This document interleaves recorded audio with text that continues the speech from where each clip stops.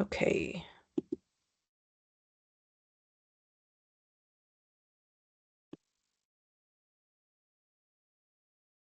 Okay, perfect. So welcome everybody to this third part on the pyramid of intervention from CBM. Today we're going to be talking about best practices around Tier 2. It's come to my attention over the years as I work with different schools and different school boards that Tier 1 universal best practices is something that is quite familiar to most people. We do this naturally and intuitively. Oh, before I forget, I'm going to add again for those who just arrived the slides into the chat. Um, and so this way you'll have access to the slides as I am presenting. Okay. Oh, perfect. So as I was saying, people are quite familiar, of course, with Tier 1 and also Tier 3, because Tier 3, we're talking about, one-to-one support for those who need, more intense support than what the classroom can offer. But oftentimes Tier 2 seems to be a bit of a miss. It's not always clear, what is Tier 2, what is the advantage, the benefits of Tier 2, how do we apply Tier 2, to whom do we apply it, how do we go about it, and so forth. So I've put together this PowerPoint presentation. I put the handout in the chat so you guys can download it and take a look. And we're going to walk through some questions around making sense of Tier 2. And then after I walk through these slides, I'll take the time to answer some questions. So Tier 2, by the way, the way in which CBM has developed it is not just for elementary. I would have loved to hear, by the way, those that are here in the room, which level are you at? Is this for elementary? Is this for high school? Or is this for kindergarten? Because I've actually made a more specific presentation for K4, K5. So I do have a pyramid for all three levels. And although the suggestions may be somewhat similar from one level to the next, I really tailor it and adapt it to the age group at hand. In terms of the documentation, we in our tiers, we've got basically three documents. We've got the list of the best practices that we suggest.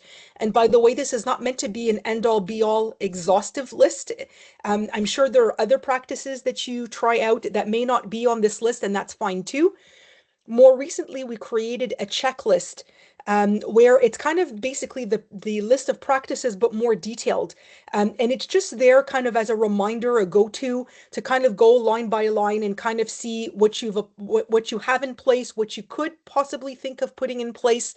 Now, I've had the feedback from some people that the checklist is very long. It has about 8 or 9 pages, and that it could feel quite overwhelming. And so I just want to say to you that the checklist is not meant to be applied as a whole document. It's really there as an inspiration document. There's no expectation that all of these practices should be put in place. It's about trying a few and then seeing how things go. And then depending on the group that you have or particular students, you may adjust and try out other things. So by all means, there's no pressure for you to try them all out. And then the third document, which is the list of considerations, is to help you kind of make sense as you've tried a few practices. How do we know that these practices are not working? How do we know when it's time to tweak them? How do we know when it's time to move from Tier 2 to Tier 3? And so this document here of considerations is kind of like a list of questions to walk through, kind of like a decision tree to help you kind of step by step know where you're at in the process and to know when to move on from Tier 2 to Tier 3.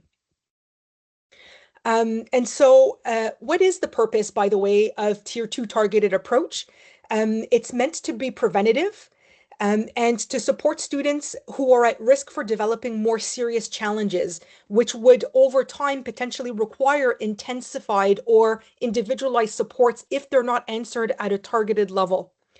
The support provided at Tier 2 may involve small group intervention, where we take a small number. It could be 3 to 5 students.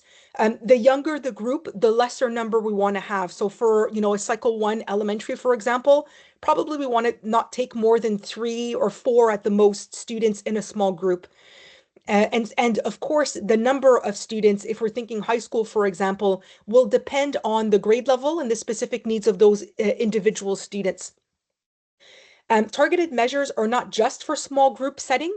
They can also be used on an individual basis where there are certain measures that are assigned to the student or they're scheduled and they're really kind of matched with that particular student's needs or their individual challenges or their individual differences. So if we're thinking, for example, a student on the spectrum, we would be really tailoring some of these different measures to their needs. And so even though targeted is different from individualized, it's still a one-to-one, but it's not intensified as it would be at tier 3. At tier 2, it could be that we're kind of, for a short period of time, upping the support measures to answer a certain need. And if it becomes more chronic, more ongoing, more frequent, it's possible that that student needs more of a tier 3 support rather than a tier 2. And so that's how we can differentiate a tier 3 from a tier 2. Another point that we could rely on to differentiate between a tier 2 and a tier 3 is that if the student were to take a break, whether in the classroom, whether in the hallway, or going to an alternate setting, oftentimes students at tier 2 are still autonomous enough that they can step out of the classroom and go to that other space quite autonomously, whereas the tier 3 student really needs more of that supervision. And so that would differentiate between one level to the other. So the last point I mentioned that it's meant to be a short-term plan where we're doing it on a more intensified basis. And if it becomes more ongoingly, then we need to reflect on whether or not we need to do it as a tier 3 level.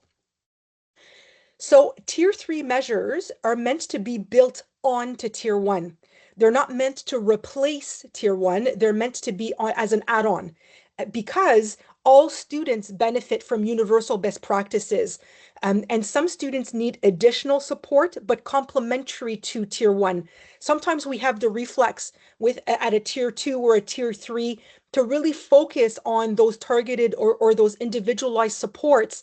And we forget that they still benefit from those universal best practices. And so please keep them in place for those students. We're just adding to them. How do we identify students at tier 2? Approximately within a school, and of course it varies from one building to the next, it could be approximately 10 to 15% of the student population. I would say that if we find ourselves in a school where there is 30% of tier 2, we need to start asking ourselves questions about the benefits of tier 1 in the sense that is tier 1 being utilized enough? Have we tried a variation of tier 1 measures? Are we doing them in a timely fashion where we're doing this preventatively rather than waiting for problems to arise? And so this would be a good indicator in a school when we're starting to see that there's a minimum of 30% of our students that need more targeted support.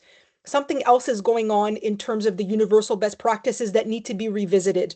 So typically it would be approximately 10 to 15% of our students that would benefit from having something additional to our universal best practices.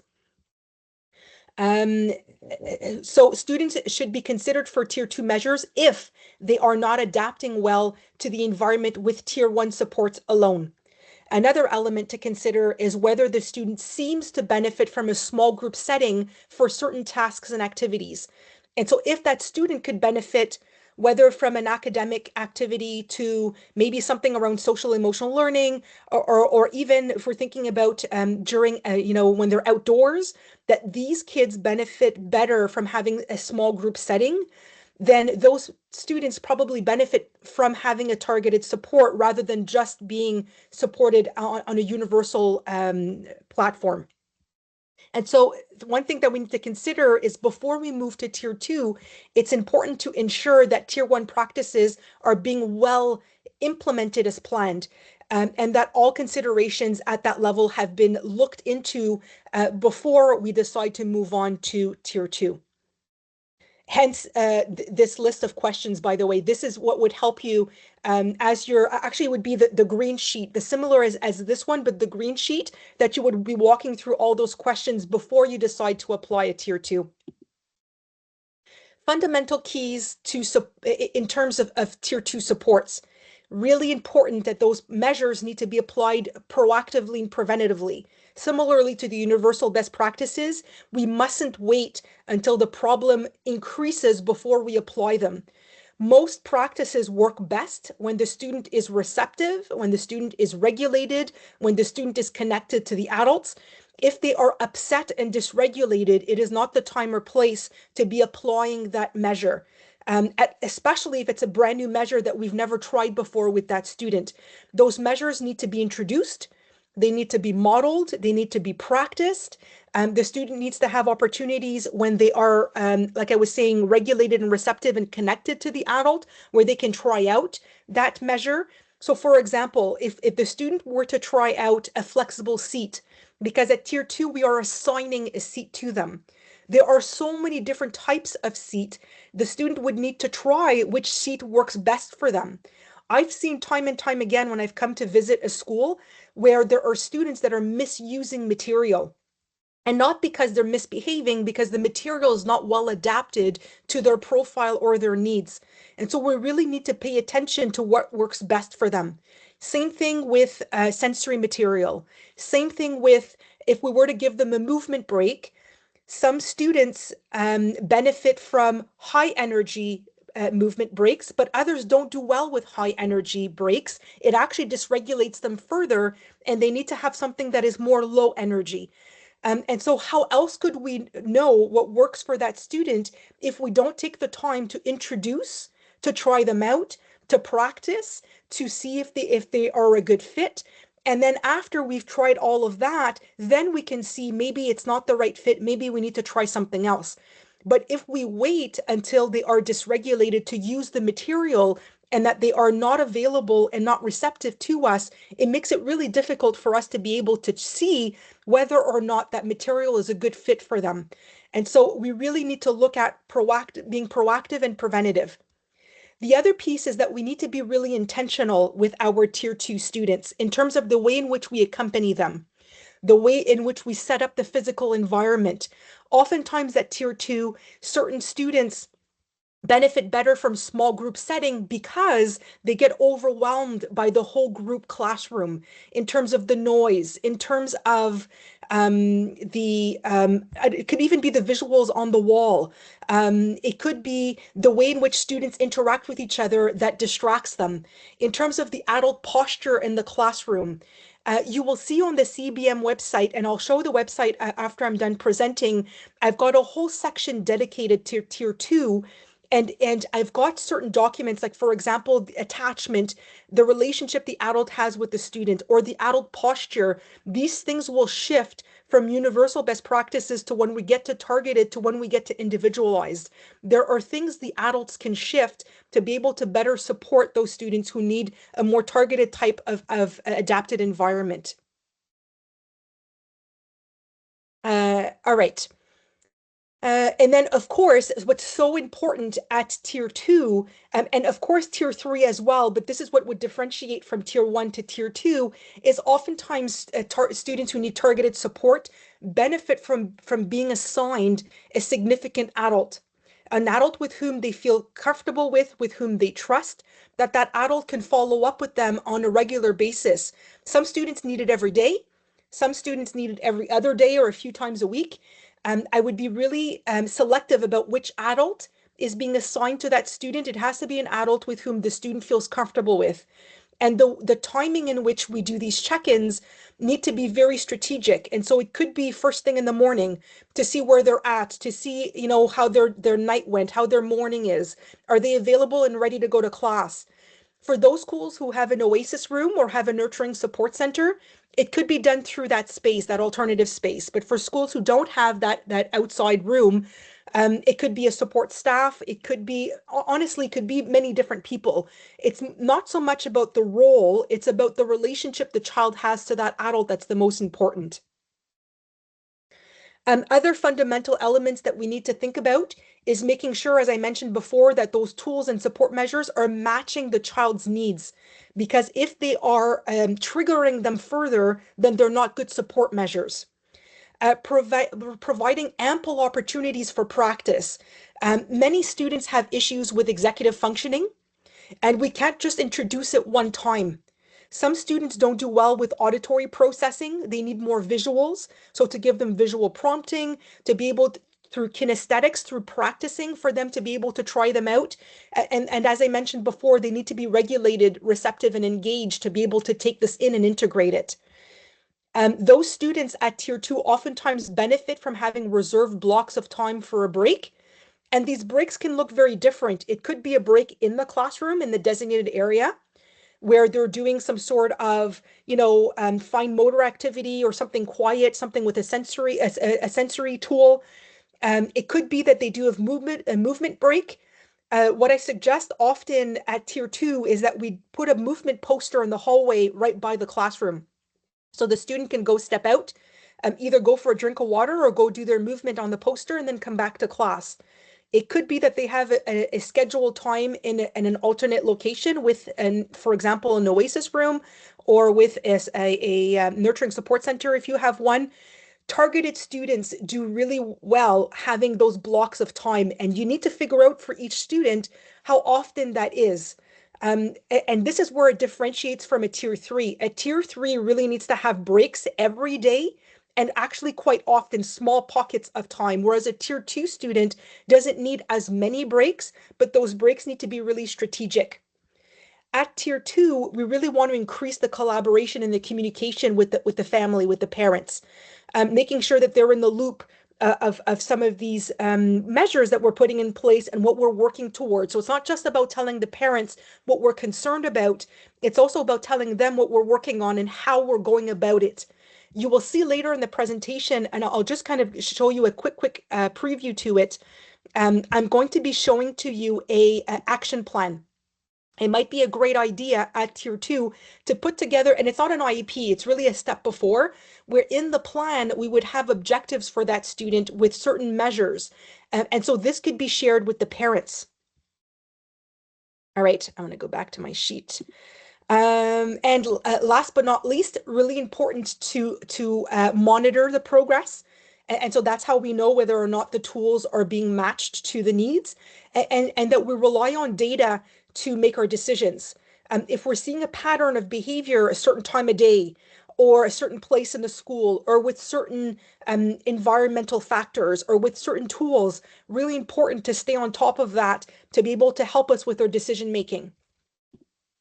I have put here examples of what small group support could look like at tier two. So in the classroom during class time, it could be that the teacher does a small group instruction while the whole group is doing activities by stations. So with a younger group, it could be that they're doing, actual stations with different types of lively activities. At the high school, it could be that students are working on individual projects, and that as the students are working on their individual projects or by subgroups, that you pull out, in the corner of a class and work with them. And you could even have the support of the resource teacher. Or at the high school, of course, it might be a different setup that way.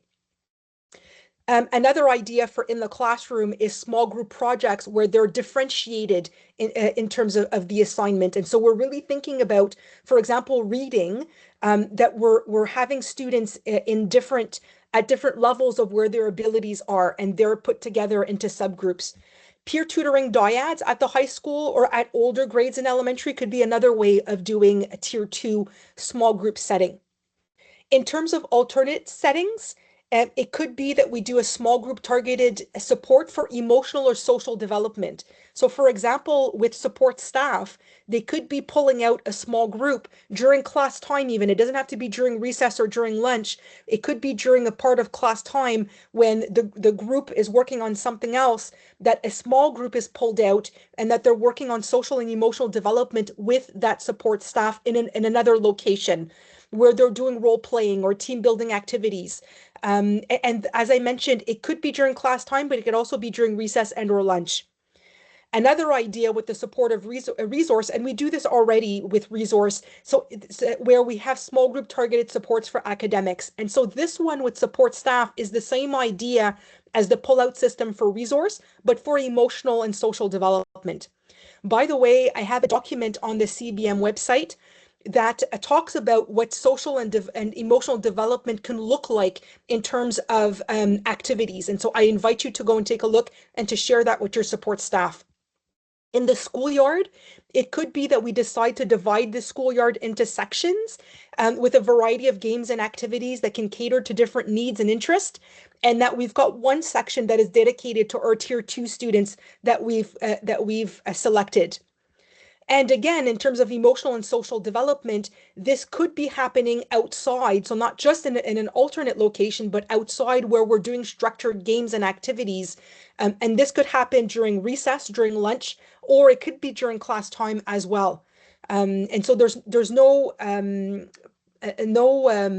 obstacles besides having to organize it and having the materials to doing things indoor versus outdoor. And you'll see CBM's been working lately on some, through books, through stories, different activities that could be done indoors and outdoors around social and emotional development. And so that's to come on the CBM website. My colleague Maxine, a few years back, created a document where she talks a lot about what's the difference between certain supports during transition periods. So looking at small group activities during class time, and what's the difference between supported recess, extended recess, and what we call sheltered recess, which would be more of a tier 3, the sheltered recess. So I invite you to go and take a look at that document for more details. So just a few examples of tier 2, but now in terms of individual support. So I already mentioned check-ins. The other thing could be that the designated area in your classroom is being scheduled for that particular student and scheduled strategically. So we know that for Johnny, for example, coming back from a break, coming back from recess, they're actually quite disorganized. For them to have access to the designated area as a transition before they come back and sit at their desk. For high school, it may be that the student at tier 2 could have access to a quiet corner to be able to work on certain tasks, certain academic activities where they get easily distracted by other students. And so having that corner could help them to have that bubble where they can focus on their work. Providing sorry, I can't say it. Oh my goodness, having a seating that's specific to them, having an alternate seating or a workstation. Some students do very well standing up or sitting on the floor, varying their positions, not just always sitting at a desk and chair. Having an alternate classroom entrance and exit. So having a 5-minute before or after the group. Some students really don't do well in the hallway where their cubby is next to all of the other students. They get, especially during winter, putting their coats and their boots on and everything. It's just too much to get themselves dressed and undressed with everybody. I know at the high school, for example, some students have their locker in an alternate location. So it's away from the hallway and from the other kids. And so that could be an idea for elementary as well. Being able to book some time for movement breaks and a scheduled time in a predetermined location. So in terms of the scheduled time in the corner, so this is an example at the high school, and this is an example at the elementary. Really important at tier 2 that we have a bin for the student with specific material that has been chosen for them that is adapted to their needs. So in their individual bin, they can have materials that they use in that corner. It could be, headsets to be able to cancel out the noise. It could be a book that they could read. It could be fine motor material and whatnot. And so these need to be things that are quiet, that will not disturb the rest of the group. And these are materials that are used to help the student recenter themselves or to regulate themselves and for them to be available yet again to go back to their work. Really important at tier 2 to focus on visual schedules. oftentimes at that point, students need to have something more than just adult directives to be able to situate them. They need, especially if they have breaks and they're going to alternate settings, it's really helpful for them to know their schedule of the day, to know when's their break, where is it, for how long is it, and so forth. And so to be able to put together a visual schedule could be really helpful for that student, and that could be placed on their desk. And the copy could be placed in the alternate location if they go there. At Tier 2, CBM has created these additional placemats with ideas, other ideas, supplemental ideas, depending on the challenge at hand. And so there's 6 different placemats that are there for different challenges. We've got one for frustration aggression. We've got one for opposition resistance. We've got one for the bossy student, one for the student who's easily anxious, the one who's quite alarmed, and that tends to be kind of, hyperactive and all over the place, and the student who's completely shut down. And so there are just additional ideas that you can go and take a look at in these 6 different placemats. Really important, whoops, why is this not moving? All right.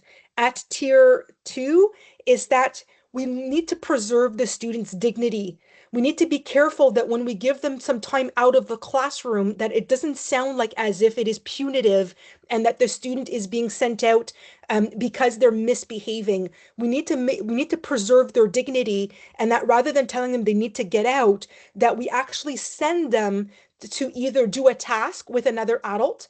So for example, have them bring a book, have them bring an envelope. We've got something called the You've Got Mail system. I've got a picture right here where the student will bring this envelope to the adult, and there's an activity that they get to do. And after they're done the activity, they bring it back to the classroom. And so this way they go and take a break, they're able to recenter themselves, and then they're able to come back. It could be that they go to an alternate location. And the Nurturing Support Center, the Oasis Room is one, but the other one is what we call the foster class. And so the foster class is basically when the student has a relationship with another teacher from a previous year, or that they just know from a different setting. And that, of course, that teacher needs to be in agreement with this, but the student at Tier 2 would have a desk that is set up in that other classroom. And so if the student during phys ed, for example, they don't do well at all in phys ed or in French, they could go to that class instead and work on individual materials while the rest of the group goes to do phys ed and or French. And so this is just an idea, especially for those schools that don't have a nurturing support center or an Oasis room, and they need to share the weight. It gives respite for the child from the group. The teacher and the group also gets respite from that student who's able to go to that other space and work on materials. And again, foster classrooms, because the student's autonomous enough at Tier 2, they can go to that space, but this is not a good support measure at Tier 3. It has to be a student who is able to be able to go on their own from your class to that other classroom, that have a good rapport with that teacher, and that it's able to kind of focus in that corner with their materials, and that they're not disturbing the other group either. And so because we've put in place all of these different measures that are about time away and not time out, it really helps to protect the relationship.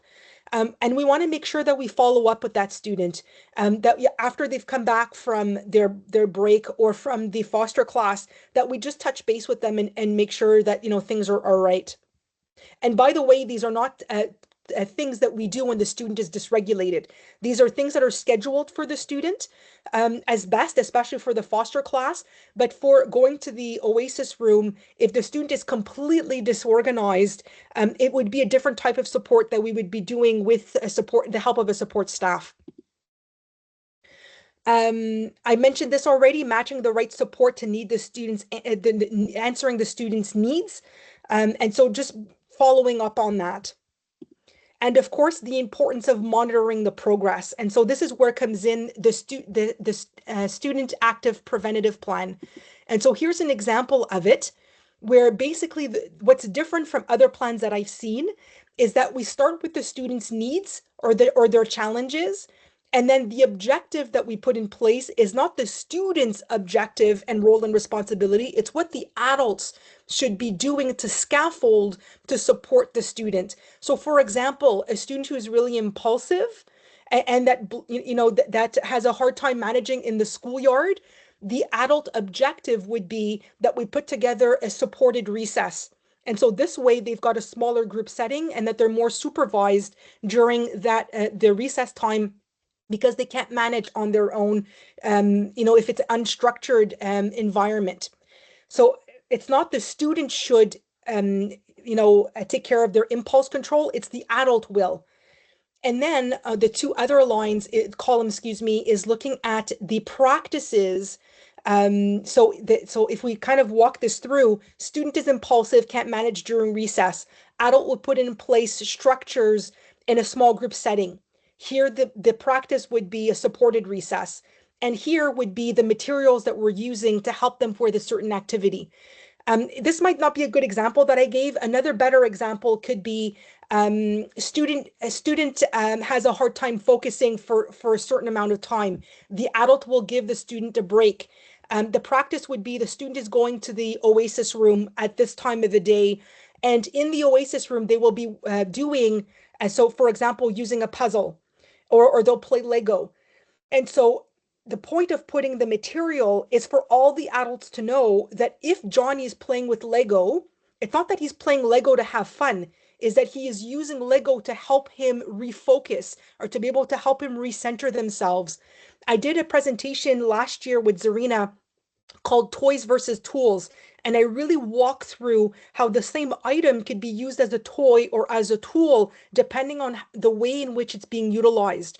And so if we have a specific purpose in mind when we're using that tool, there's a goal attached to it. It is no longer a toy. It's not just for enjoyment. It really becomes a tool for a specific purpose.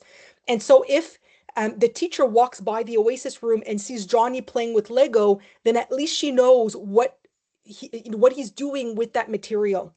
So you've got a sample of this action plan in the on the CBM website. The other thing that we may need at tier 2 is a student safety plan. Not all students need a safety plan. It's most students that have more of a more externalized, explosive type of behavior, where we can give examples of what's observable for that particular student at the different levels of stress. So when they're regulated, when they're tense, when they start escalating, when they are completely escalated, and the last point is after the escalation, what do we observe for this particular student? What should the adult do in terms of their posture in their practices that are suggested at each level? And what should the adult avoid that could be a trigger for this particular student at each level? So this would be a great document to use for all the adults to be on the same page for that particular student who can be quite explosive. And how do we know how to de-escalate the situation? And by the way, on the CEBM website, not only do I have the templates, but I also have examples of what the document could look like filled up. So I invite you to go and take a look at that.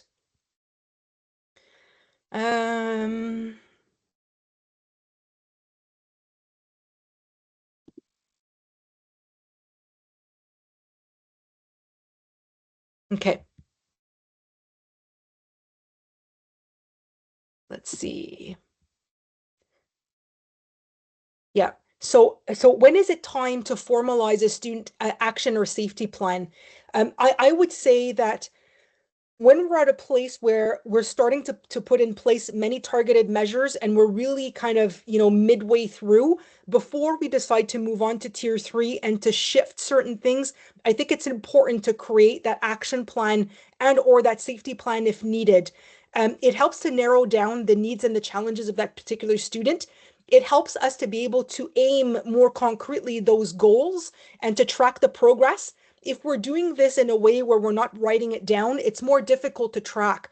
And so I think it would be important as we're putting in place those measures that we do have a plan in place. And I don't show it here, but there's a second page to this document where there's a monthly tracking of how these objectives are doing. It's there to be able to give examples of the tools and materials that are being used so all the adults involved understand better the purpose of them and the benefits. What are we looking for? And it just makes it as a clear and systematic plan to inform all the adults and for them to be on the same page. So suggestions to ease tier two implementation. First of all, importance of pre-deciding, scheduling, pre-assigning certain measures, not waiting until in the moment to just give them anything random. These things need to be selected. These things need to be tried out. They need to be done in a preventative fashion and practiced. And so if not, then tier two measures are not being utilized at the best of what they could be if we're just plopping certain measures in the midst of the need of that student. The other thing too that we need to think about is in terms of resources, because it does require at tier two some degree of materials, of time and staffing. So we want to think in term as a school team, as an administrator, how are we going to allocate some staff and some time and some monies towards tier two targeted supports? It might be a good idea at the beginning of the year, even though we don't have a full picture of all of the needs within the building, but for what we know from the previous year, to not just allocate for tier three, but also think about for tier two. The advantage of putting more emphasis on tier two is that we benefit from using less staff at tier two because more students could be taken together in a small group setting. To the contrary of tier three, where at tier three, it's one adult, one student. And so take advantage of tier two as best as you can before we start putting students on a one-to-one with adults. In terms of the considerations, as I mentioned before, we've got the checklist and the list of considerations. Just to give you a couple ideas of what the considerations could look like, it could be that we explain, make sure that we've explained to the student the need and the purpose of the tool and to the parent. Sometimes we will allocate a support measure to a student and they don't know why they have it. They don't know what's the need, what's the purpose, what's the benefit. And so it's very hard to get their buy-in because they're not involved in that conversation. And so to take the time to explain to them why we believe that this could be helpful for them, and perhaps, you know, especially if the student is older, have them advocate for themselves. Let them talk about what are those things that from what they know works and what doesn't work for them. The other thing that we need to do is to vary the way in which we use these tools. So in terms of the frequency, in terms of the intensity. So for example, the brain breaks, some kids don't do well with high intensity. We need to bring it down. Maybe it's the time of the day of the week. Maybe we need to adjust the certain strategy, the schedule and so forth. And so all of that needs to be taken into consideration. What else could it be? It could be that it needs to be done, oops, sorry, it needs to be done not in the hallway, but it needs to be done in an alternate location because in the hallway it's too distracting for that student and so forth. And so these are just lists of examples of considerations. And so although Tier 1 universal supports should be a standardized practice throughout all school, Tier 2 targeted measures also need to have their own place to accompany students because they are a powerful tool if they're well used. Not only does the presence of Tier 2 help minimize the overuse of intensive individualized resources, but it also reduces the number of students who will fall into exacerbated behavior if they're not well supported with the universal. Keep in mind that some of the keys to successful tier two targeted measures is to pre-plan, to be intentional, and to select and implement and that it matches for that particular student. So I invite you to go and take a look at the CEBM website. I will bring you to that website in a moment. And so I'm going to stop sharing. Stop sharing. I'm going to go I'm going to stop the recording.